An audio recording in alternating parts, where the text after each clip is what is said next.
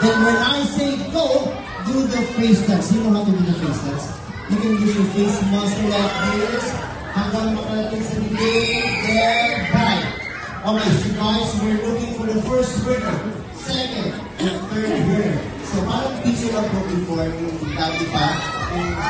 Pero ngayon, briskets na ginamit natin, di ba?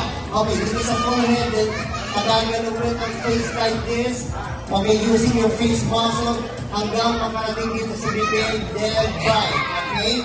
So, are you ready? Do you want sample? Do you want sample?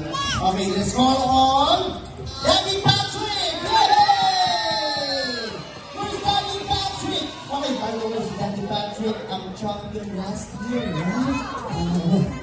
I'm just kidding. Okay, let's see if we can do that again. It's okay. Right, bigyan ng tubig. Bigyan ng tubig si Daddy Patrick.